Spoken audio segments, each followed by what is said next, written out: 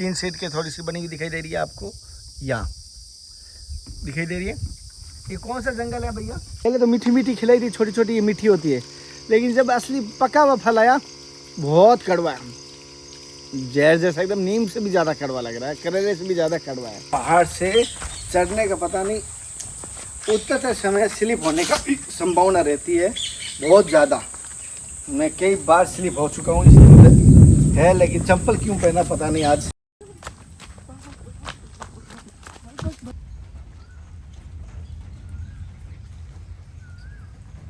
धन्य संपत्ति सब होता है, सब होगा, करोड़ों करोड़ोंपति बन के घूमता है, साधु बड़े बड़े आश्रम करता है, पर उसके अंदर धैर्य नहीं है, संयम नहीं है, अपने क्रियाकलाप क्या है उसको क्या ये ज्ञान नहीं है। ऐसे साधु या ऐसे ब्राह्मण को जीना ही बेकार है। वस्त्र पहनने से योगी नहीं बनता, वस्त्र से योगी नहीं बनता, और हल जोतने से किसान नहीं बनता। ये सूर्य चंद्रमा है, ये दोनों ही क्षेत्र जो है प्रकाशमान है। इसके अग्रभाग में दोनों तरफ, इसके अग्रभाग में विवेक और बुद्धि नाम का रूप, शुभ और लाभ, रिद्धि और सिद्धि, बुद्धि और विवेक।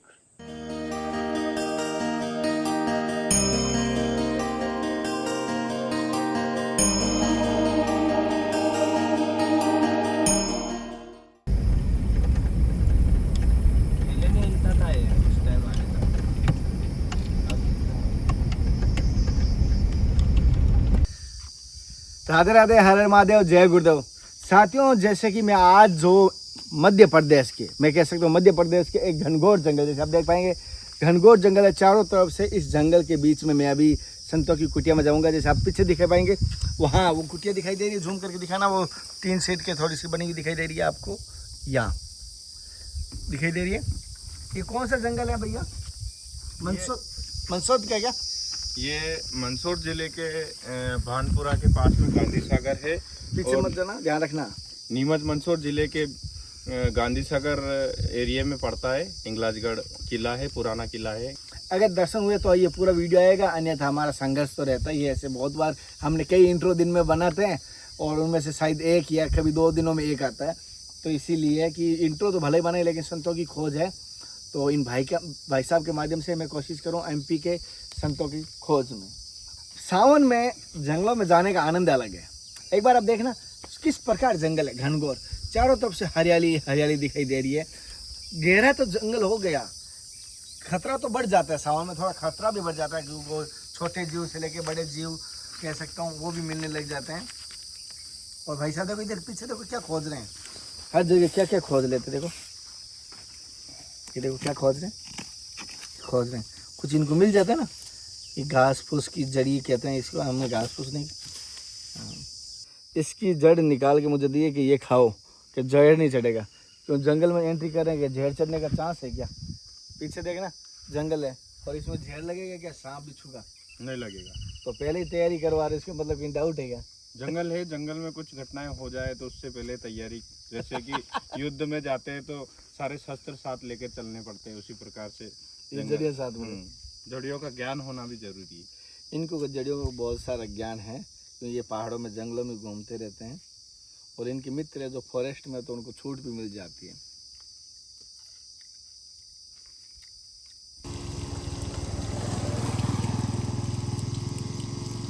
साथियों, पहले तो मीठी मीठी खिलाई थी, छोटी छोटी ये मीठी होती है, लेकिन जब असली पका हुआ फल आया बहुत कड़वा है, जहर जैसा, एकदम नीम से भी ज़्यादा कड़वा लग रहा है, करेले से भी ज़्यादा कड़वा है, करेला से ज़्यादा कड़वा लग रहा है मुझे, पता नहीं मैं मीठा ज़्यादा खाता हूँ क्या। तो ऐसा है जंगल, और यहाँ से अब देख लो और चलते नीचे।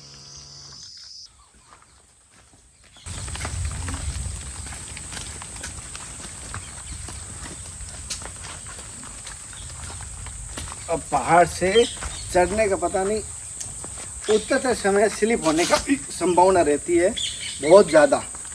मैं कई बार स्लिप हो चुका हूँ, इसलिए है, लेकिन चप्पल क्यों पहना पता नहीं आज। जैसे कि बारिश के मौसम में चप्पल पहना, ये स्लिप हो रहा है, पत्थर चप्पल पहना बारिश की वजह से, मैंने सोचा, और लेकिन अचानक मुझे ये पहाड़ से नीचे उतरना पड़ रहा है, और चारों तरफ से जंगल से घिरा हुआ है, और घनघोर जंगल है।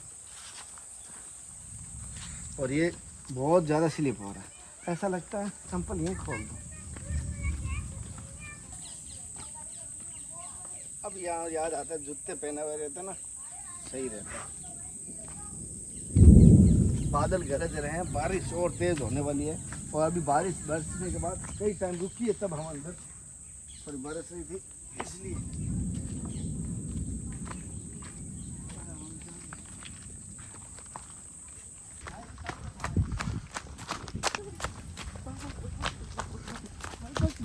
दौड़ने का कारण ये है कि अंधेरा हो जाएगा ऐसा लग रहा है, इसलिए। आपको लग रहा है ना अंधेरा हो जाएगा? Yes yes.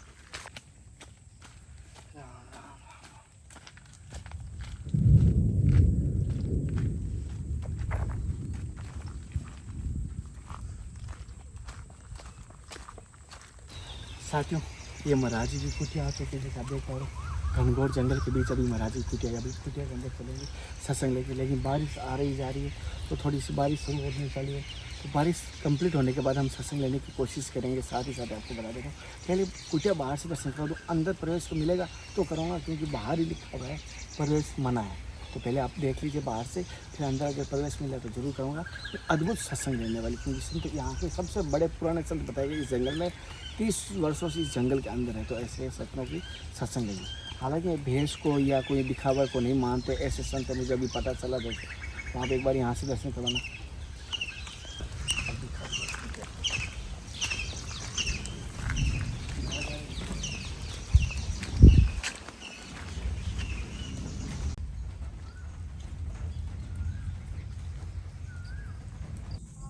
जय गुरुदेव प्रभु जी।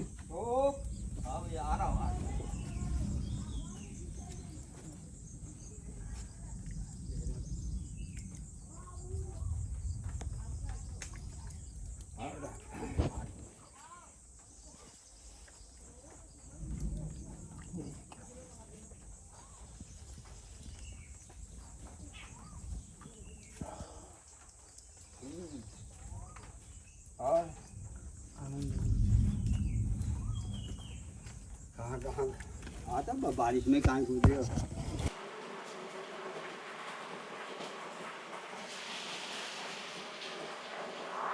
बारिश रुक जाए उसके बाद सत्संग शुरू करते हैं। बारिश की वजह से थोड़ा सा हम दर्शन नहीं करवा पा रहे अंदर से, क्योंकि यहाँ पर आप पूरा देख पा रहे हो बारिश।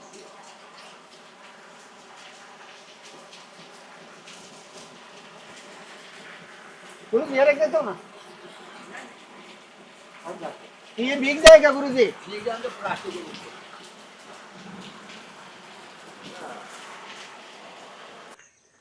सत्संग में आता है, धारिये ऐसे पिता क्षमा च जननी शांतिश्चर गहिनी सत्यम सूर्य नुरयम भया दया च भगनी भरता मना संयम। जिस साधु में या किसी ब्राह्मण में धैर्य नहीं है वो बेकार है। धारिये ऐसे पिता, धारिये सबका पिता है। धार्य धारण करना ही एक पिता के समान। क्षमा माँ है, क्षमा तो जननी शांतिश्चर गहिनी, गहिनी मैंने बहन, शांति बहन। हाँ, शांति बहन है। शांति जिसके पास शांति है उसको अपने शरीर के बहन न होते हुए भी शांति यदि है तो बहन है। अच्छा। शांतिश्चर गहिनी सत्यम सूर्यम, जिसका सकल ही उसका सत्य है। अच्छा। पवित्र है, कल्याणकारी है। अच्छा। सत्यम सूर्यम दया च भगिनी, जिसके अंदर दया ही दया भरा हुआ है, जिसको जगत को कल्याण करने को सोचता है, परोपकारी सोचता है। दया च भगिनी भरता मना से, मन का संयम जिस व्यक्ति के अंदर है वही उसका भाई है। अच्छा। किसका है? जिसका मन का संयम है, मन का वो उसका भाई है। अच्छा। क्या नाम देशोपी बहनम धारिये ऐसे पिता क्षमा च जननी शांतिश्चर गहिनी सत्यम सूर्यम दया च भगनी भरता मना संयम। संयम भूमितलम, जो पृथ्वी में ही सोता है। संयम भूमितलम दिशो भी वसनम, उसका चारों दिशा है, उसका वस्त्र और विस्त्र है। उसको किसी प्रकार से किंचित मात्र से कोई शंका नहीं है, उसका चारों दिशा ही विस्त्र और वस्त्र है, भूमि ही उसका सही है। दिशो भी वचन ज्ञानमृतम भोजन, उसको ज्ञान ही अमृत के समान भोजन है। क्या है? जिसके अंदर ज्ञान नहीं है और दुनिया सब विचलित हो जाता है, उसको तो कोई ज्ञान होता ही नहीं। जिसके अंदर ज्ञान है, ज्ञानामृतम भोजन, जो ज्ञान का ही भोजन करता हो, इससे कुटुंब में बच सके अकस्मात भयम योगी। जिस इस प्रकार का जो योगी होगा या ब्राह्मण होगा या भक्त होगा, उसको कहीं जाके किसी प्रकार का कोई भय नहीं रहता है। अच्छा, शांति, स्थिरता, अपने अंदर का जितने भी क्या नाम शक्तियाँ हैं एकत्रित होने लग जाती है अपने। उसको सिद्ध पुरुष कहलाते हैं। क्या कहलाते हैं? ये जितनी भी अष्टो चीज बताया गया है, यही अष्टो चीज से ही अष्ट सिद्धि की प्राप्ति होती है। अच्छा, जो व्यक्ति के अंदर ये अष्ट सिद्धि नहीं है या उसका आचरण नहीं है, वो कहीं जाकर भी कोई उसको नहीं पूछने वाला है। अच्छा, उसको कोई ना पूछेगा, ना कोई पूछेगा, ना कोई उसको कहना उसकी बात सुनने के इच्छुक होगा। जो उसकी बात सुनेगा उसको ऐसा लगेगा बस हाँ क्या सुंदर फूले जड़ रहा है भैया, बहुत सुंदर महात्मा है, बहुत सुंदर पंडित है। जिसका बाड़ी में संयम नहीं, अच्छा, उसको कोई भी जगह पर स्थान नहीं है। इसलिए बाड़ी का संयम, मन के संयम, धैर्यता, इंद्रियता को वश्य यानी इंद्रियों को वश में करना, विवेक, बुद्धि, चित्त, बुद्धि, अहंकार को संयम कर रखना। जिसके पास ये यंत्र मंत्र तंत्र है, वही व्यक्ति विश्व में चलने लायक कहलाता है। गुरुजी माफ़ी चाहता हूँ, हम जीवन की इतनी भागदौड़ रहती है और इतनी माया जाल में रहते हैं, गृहस्थी के भी रहते हैं और समाज में रहते हैं, बहुत सारे नौकरी वाले भी होते हैं। तो आपने जो संयम बताया है, तो ये इस संयम को या इस स्थिति को कहूँगा, मेरी नज़रों में एक स्थिति है जो हर किसी को तो चरम सीमा है। चरम सीमा। तो इससे प्राप्त करने की क्या सीढ़ी है? कुछ नहीं, बिना गुरु को बिना सत्संग विवेक न होई, राम करते बिना सुलभ न सही। बिना सत्संग तो कोई चीज़ प्राप्त होगा नहीं। सत्संग के द्वारा इन चीज़ को प्राप्त करके उसमें ढल जाना, अपने आप को प्रेरित करना, अपने आप को उस ईश्वर के प्रति समर्पित कर देना। ये कोई भी चीज़ मेरा नहीं है ऐसा भाव रखकर जो व्यक्ति यानी धैर्य धारण करता है, शांति में पहुंचता है, सुखमय हो जाता है, वही इस संसार में विचारने लायक बन जाता है। नहीं तो बेकार तो पशु है सब। खाने से तुम बधे हो, सोने से तुम बध रहे हो, पीने से तुम बध रहे हो, पत्नी पुत्र से तुम बध रहे हो, है ना। लघु संघर्ष दीर्घ संघर्ष से आप बच रहे, आप बधे हुए हो। भोजन भोजन भोजन करके हम उससे बधे हुए हैं। सैया चाहिए, बहुत सुंदर बिस्तर चाहिए। क्या चाहिए? सैया चाहिए, बहुत सुंदर चाहिए, आनंद हो, दुखदाई न हो, उससे बधे हुए हैं। पहनने के वस्त्रों से हम बधे हुए हैं। हम हैं पशु। कौन है? पशु। हम पशु के समान हैं, हर चीज से बधे हुए हैं, अनेक पंचों से हम बधे हुए हैं। पशु नाम पतिम पापनाशम परेशम गजेंद्र सकृतम वासनम वरण्यम। जो व्यक्ति पशु के समान तुल्य को घूमता रहता है, उसका कोई अस्तित्व नहीं है। धन्य संपत्ति सब होता है, सब होगा, करोड़ों करोड़ों पति बन के घूमता है, साधु बड़े बड़े आश्रम करता है, पर उसके अंदर धैर्य नहीं है, संयम नहीं है, अपने क्रियाकलाप क्या है उसको क्या ये ज्ञान नहीं है। ऐसे साधु या ऐसे ब्राह्मण को जीना ही बेकार है। अच्छा, इसलिए मन का संयम रखो, चित्त बुद्धि, दूसरे को देखकर ईर्ष्या मत करो, खुद जो आता है उसे स्वीकार कर लो जी। इसको लूटने की कोशिश मत करो। तुम्हारे जो अपना कर्मगत जो चीज प्राप्त होगा, कर्म तो समझते हो ना? जी गुरु जी। कर्मगत जो हमें मिलेगा उसी को स्वीकार कर लेना। अच्छा, यदि हम कर्मगत को नहीं संयम नहीं करेंगे तो कोई भी चीज़ हमें प्राप्त होना बहुत कठोर है। कर्म ये नहीं है कि जाकर किसी को कर्म लूट लो, किसी को चूट लो, किसी को भागवत के नाम में हजारों रुपए लुटाई करके आ जाओ, कहीं गए सत्संग 2-4 उल्टा सुलटे सुना लिया, गाना गा लिया, भजन गा लिया, वो कोई सत्संग नहीं होता है। अच्छा, वो पाप होता है। वो पाप होता वो है। पाप होता है। क्यों? बंधा हुआ पशु बोल रहा है, बंधा हुआ पशु बोल रहा है, उसके क्या सत्संग सुनोगे? खुद ही बंधा हुआ है, कितने रुपए आ गए, इधर ढाल पर देखता है। वो बंधा पशु है कि नहीं? इसलिए ऐसे पशुओं को पीछे लगकर कभी भी भोगी नहीं बनना चाहिए। वास्तव गुरु जी आंखें खोल दी। बहुत ज्यादा कथावाचकों को लेकर आपने एक बात कही है। गुरु जी एक आना नहीं चाहिए। एक मेरी बहन जैसी मानो दिल्ली की रहने वाली है, वो जो भी आज तक गलत काम किए उसने मुझे भाई मेरा नाम कन्हैया, तो मुझे कॉल करती है, कन्हैया मैं अब अपना पश्चाताप करना चाहती हूँ, अब सही जीवन जीना चाहती हूँ, क्या मुझे उस पिछले कर्मों का दंड मिलेगा कि अगर मैं माफ वो दंड सारे ही मिलेगा। इसको पाप के क्षेत्र में है, और धर्म के क्षेत्र में है, तप के क्षेत्र में है, योग के क्षेत्र में है। ये 9 प्रकार के भक्ति कहलाए गए। हाँ, ये अलग अलग क्षेत्र हैं। अच्छा, ये अलग अलग क्षेत्र का भाग और भोग तो हमें जीवन में लेना, धारण करना पड़ेगा, उसको भोगना पड़ेगा। कुनीति, कुरीति, मन का असंयम, जिसने संयम ही नहीं किया और अनाचार दुराचार करता फिर, उसको कभी भी संतुष्टि नहीं मिलेगा। अच्छा, कभी भी संतुष्टि नहीं मिलेगा, भटकता रहेगा। उसको भी देखो अच्छा लगता है, उसको देखो अच्छा लगता है। वो माया और मोह में डूबा हुआ है। ऐसे व्यक्ति का कोई अस्तित्व नहीं। निर्मल पवित्रता, वही भगवान की भक्ति कर सकता है, वही भगवान को जान सकता है, वही भगवान का दर्शन कर सकता है। तो इसी तक चिल्लाने वाले कौवे की तरह दिन भर कहें करने बहुत लोग मिलेंगे आपको। गुरुजी, जैसे मैं आपके दर्शन कर पा रहा हूँ, आपने भेष को महत्व नहीं दिया, वस्त्र को। भेष क्या होता है?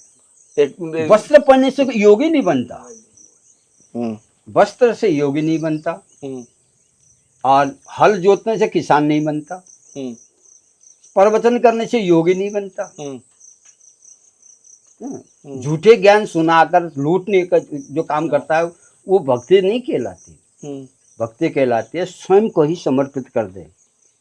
मैं ही परमपिता परमात्मा का अंश हूँ, मैं इस परमात्मा में मेरे शरीर से मैं इनको अर्पण करता हूँ। मुझे विषय विकार मिटाओ, पाप हरो, सारे पापों से मुक्ति मिले मेरे को। अच्छा। मुझे ये सब कुछ छूटने का अर्थ है मुक्ति पाना है। क्या पाना है? मुक्ति पाना। ये सब कुछ हट जाना, इससे हम बहुत विपरीत हो जाना, संसारिक माया मोह से बहुत दूर हो जाना, कायकल्पों से बहुत दूर हो जाना। इससे मोक्ष पाने का अर्थ होता है मोक्ष पाना। यह नहीं कि मरने के बाद मोक्ष हो जाएगी, नहीं, जीवित रहते हुए मोक्ष हो जाओ। गुरुजी, आज ये जो आप बता रहे हो, जीते जी हम मोक्ष के दर्शन कर सकते हैं? हाँ बिल्कुल। मोक्ष पाने के लिए इसके अंदर है। क्या कहा है कि ईश्वर ने कहा है कि मैं तो तेरे पास हूँ, मैं तो उससे तो कभी दूर हो ही नहीं सकता। जिस दिन मैं तेरे पास से अलग हो जाऊंगा उस दिन तेरे शरीर को मृत्यु हो जाएगी। क्या हो जाएगी? मृत्यु हो जाएगी। और तेरे जो अनुयायी हैं, हाय मेरे बाप मर गया, मेरी माँ मर गया, मेरे बेटा मर गया, फलाना हो गया, रोने लग जाते हैं। क्योंकि माया फंसे हुए बंधन पशु हैं, वो रोने लग जाते हैं। जो उस चीज से, उस भोगों से दूर है, न रोता है, न उसको सुख होता है, न उसको दुख होता है, न उसको कुछ किसी प्रकार से उसको जैसे चिकना घड़े के ऊपर पानी डालना और उस भगत के ऊपर इन चीज को देखकर कोई प्रभाव नहीं होता है। अच्छा, मोक्ष हो जाता है उसको, ना दुख से मतलब है, ना सुख से मतलब। निरंकार ओंकार मूलम तुरीयम, यही मूल है, यही माध्य है, यही अंत है। जो व्यक्ति अपने आप जीवित रहते हुए मोक्ष नहीं कर सकता, उसका जीना पशु के समान है। जो व्यक्ति अजीत जीव मोक्ष होता है, अपने आप को कल्याणकारी, खैर इतना तो कोई भी नहीं हो सकता। ये तो स्वयं हनुमान जी के अंदर था। किसके अंदर था? लक्ष्मण जी के पास था। लक्ष्मण जी महान भक्त थे। ऐसे ऋषि मुनि भी हुए, बहुत सारे अनाचार दुराचार ऋषि भी हुए, आज भी हैं, कल भी रहेंगे। पर जिस भक्त को आनंद प्राप्त करनी है, इस संसार रूपी भवसागर से मोक्ष पाना हो, तो विषय विकार से दूर हो जाओ। जैसे हमें कुछ नहीं चाहिए, ये मेरा कोई चीज है नहीं, न पहले था, न अब है, न कल रहेगा। ये शरीर तो देने वाला परमात्मा का रूप है, परमात्मा के द्वारा प्राप्त हुआ है। अब माता पिता के का नाम एक बहाना बना दिया परमात्मा ने, उनके द्वारा हमारे शरीर की उत्पत्ति हुई है। पर उसमें बैठने वाला कौन है? परमपिता परमात्मा, जिसको कहते ब्रह्म। ओमकारम बिंदु संयुक्तम नित्यम ध्यायन्ति योगिनः कामदम मोक्षितम चैव ओमकाराय नमः। पूरा सृष्टि ओमकार से निर्माण कर दिया उसने। शरीर का एक एक अंग में ओम समाया हुआ है। जो व्यक्ति इस चीज को नहीं जानता वो भक्त नहीं बन सकता, मोक्ष नहीं पा सकता। मोक्ष पाना ही सबसे बड़ी लक्ष्य है। सब कई भक्तों का लक्ष्य है मोक्ष पाना, न कि दाम कमाना, धन कमाना नहीं है, ना स्त्री पुत्र बनाना। यह हमारा जीवन मिला है तो केवल उस परमपिता परमात्मा ने दिया है, उसी में जाकर लीन हो जाना जीवित रहते हुए। जैसे अभी तो बता के नहीं गुरु जी, जैसे प्रभु जी कह रहे हैं कि किसी प्रकार भी जीते जी मोक्ष पाना और कुछ हमारे 5 गुण जीवन में होने चाहिए। गुरु जी जैसे एक चीज है ना, जैसे मैं आपका तेज देख पा रहा हूँ तो कहना चाहता हूँ कि आपने कोई ग्रंथों का अध्ययन किया है? नहीं, ये शास्त्रों की बातें नहीं है, ये कोई वेदों की बात नहीं है, शास्त्रों की बात नहीं है। मेरे पास तक किताब का तो कोई ज्ञान है नहीं, मैं अनपढ़ अंगूठा छाप, क्योंकि मेरे पास ऐसा कोई नहीं है। जो हृदय से या अपने आप दृश्यगत होता है, अपने आप अंदर से प्रकट होता है, उसको कहते हैं ज्ञान, उसको कहते हैं वेद। अच्छा, ब्रह्म वेद स्वरूपम अजम निर्गुणम निर्विकल्पम निरीहम चिदाकाशम आकाशवासम। गुरु जी इस मार्ग में आने के लिए, इस मार्ग में आने के लिए जिस माँ का सपूत अच्छा होगा ना, उस सपूत को सूर्य बचपन से ही इसी में लगन हो जाती है। क्या करेगा वो? कुछ न कुछ या उटपटंग करता रहेगा। खेल में भी वही बोलेगा राम राम राम, या कृष्णा कृष्ण, या शिव शिव बोलेगा। खेल में भी, पढ़ाई में भी जाएगा, अध्ययन करेगा, तो भी बिना ईश्वर का हाथ जोड़े वो पढ़ाई भी नहीं करेगा। अच्छा, ऐसे महान पुत्र ही इस चीज को प्राप्त कर सकते हैं। अपने माता पिता को, गुरुओं को, उसके उनके एक इतनी बातों को मानता हो, अच्छा, सूक्ष्म से सूक्ष्म बातों का ध्यान रखता हो, ज्ञान इंद्रिय को खोलता हो। ज्ञान इंद्रिय कहाँ रहता है? ज्ञान का स्थान कहाँ है आप जानते हो? नहीं, कान में रहता है गुरु जी। वैसे तो ये श्रवण क्षेत्र है, सुनने का क्षेत्र है, ये सूंघने का क्षेत्र है, तो वाणी का क्षेत्र है। ये सूर्य चंद्रमा है, ये दोनों ही क्षेत्र जो है प्रकाशमान है। प्रकाशमान। इसके अग्रभाग में दोनों तरफ, इसके अग्रभाग में विवेक और बुद्धि नाम का रूप, शुभ और लाभ, रिद्धि और सिद्धि, बुद्धि और विवेक, ये एक ही शब्द, एक ही चीज है, अनेक नामों से पकड़ा जाता है इसको। इसे जो व्यक्ति इसको देख पाता है अपने ज्ञान चक्षु से, ज्ञान नेत्रों से, वही व्यक्ति इन चीज को प्राप्त कर सकता है, नहीं तो मुश्किल। अच्छा। आए भी कोई किसी प्रकार से कूदते रहो, भोंकते जाओ, धन कमा, आखिर मरता तो हाथ खाली के खाली चला जाता है। इसलिए सो कोई चीज हमारा नहीं, ना हम किसी के हैं, ना हमारे द्वारा कुछ कर सकते हैं, कि हमारे पास इतने कर्म और तत्व ही नहीं है जो कि हम संसार को कल्याण कर सके, क्योंकि हमें क्षमता ही नहीं है। वो तो क्षमता तो उस परमपिता परमात्मा में है, वो कुछ भी कर सकता है। देखते नहीं आप, बड़े बड़े सड़क बना रहे हैं, बड़े बड़े ये क्या कहते हैं वो ब्रिज बना रहे हैं, कहीं कुछ बना रहे हैं, पल भर नहीं लगता परमात्मा का, सेकंड नहीं लगता, उसको उड़ा कर ले जाता है। ये बद्रीनाथ में देखा हूँ गुरु जी। नहीं, वो तो छोड़ो, केदारनाथ बद्रीनाथ तो ये हमारे आंखों के सामने, उसके सामने कुछ भी नहीं, हम मच्छर से भी छोटे हैं, शरीर हमारा कुछ भी नहीं है। इसके अंदर जो निवास करने वाला है वही बलवान है। जो उस बलवान को देख लेता है, जान लेता है, वो मोक्ष गति को प्राप्त कर लेता है। बोलो जय श्री राम की, बोलो बहुत शंकर भगवान की। बहुत अद्भुत गुरु जी। जब आपने रामायण की बात की थी, ये ग्रंथों में नहीं था, तब मैं वहाँ पकड़ पाया कोई ग्रंथों की बातें नहीं है, कोई अनुभव की बातें हैं, क्योंकि ग्रंथों अनुभव को तो ईश्वर भी नहीं मिलता।